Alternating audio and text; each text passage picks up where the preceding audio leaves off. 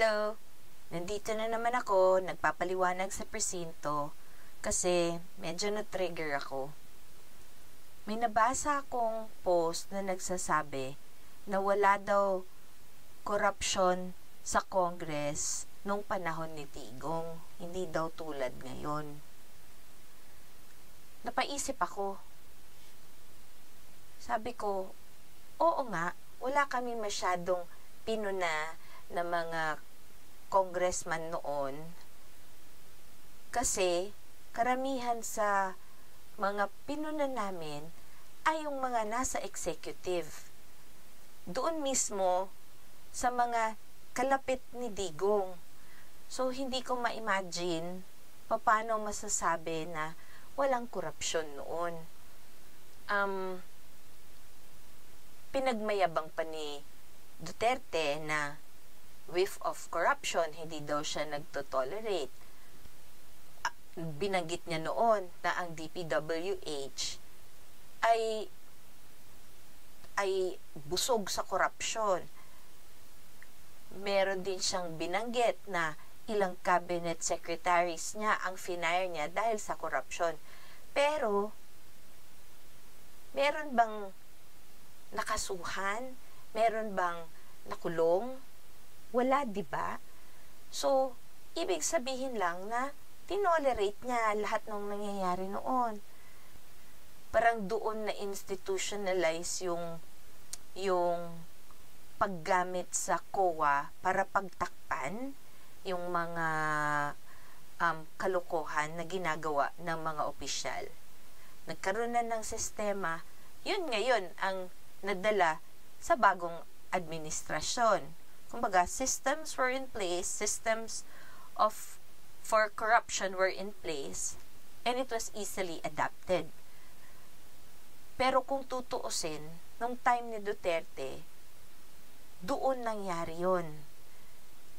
Tinignan ko, meron yung kay Secretary Sueño of DILG, meron siyang yung purchase of fire trucks. There was a controversy about that.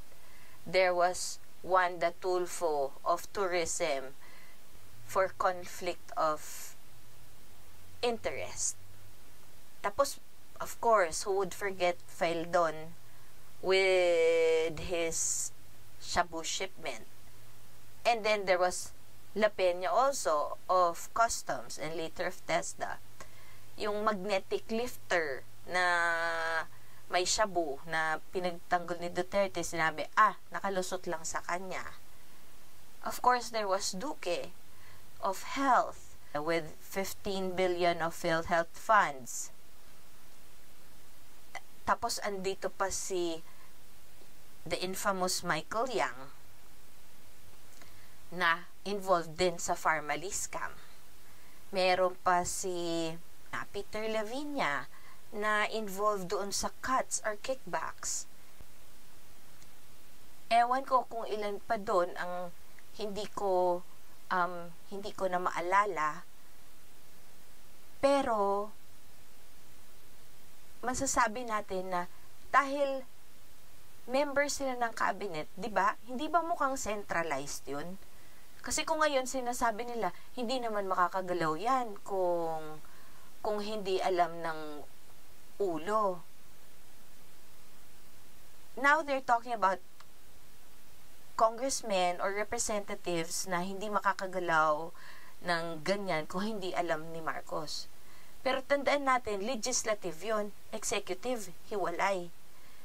Nung panahon ni Duterte, lahat ng kalokohan centered doon sa executive branch.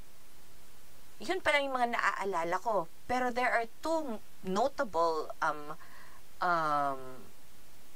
personalities na talagang within Duterte's inner circle na alam natin sangkot talaga sa korupsyon. Ang una dyan ay si Bongo. Alam natin na kinasuhan siya ni Trillanes for plunder sa ombudsman. Pero pinark ang kaso. Sabi nung current ombudsman na si Remulla, wala daw siyang nakikitang ganon. So, Hindi lang siguro pinark, talagang winala doon sa office ng ombudsman. Yung isa, si Kalida. Kalida was the Solicitor General. The time he was a Solicitor General, his family owned a security agency. Pero hindi siya nag-divest sa security agency na yun. Yung agency na yun, madaming nakuhang favored contracts among government buildings and government offices. Okay, kinasuhan siya ni Josie, si Josie of TSM. Kinasuhan siya sa ombudsman noong June 2018. Si Ombudsman Carpio Morales, pang ombudsman noon. And she did say that she was going to investigate or look into that complaint. Pero ang nangyari, by July 2018, nawala na si Morales, Carpio Morales sa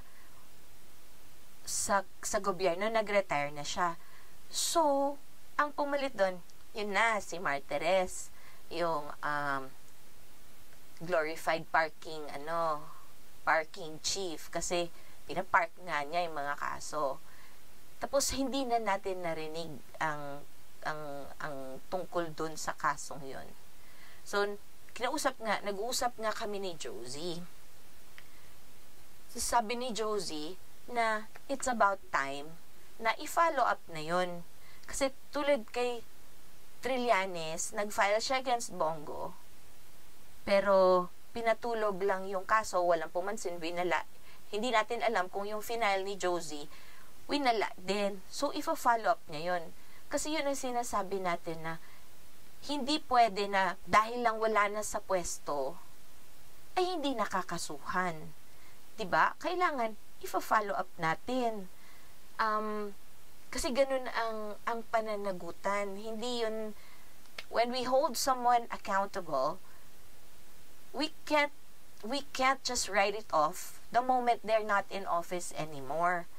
Kailangan nandoon pa rin kasi yun ang magiging president ng mga susunod na tao sa gobyerno.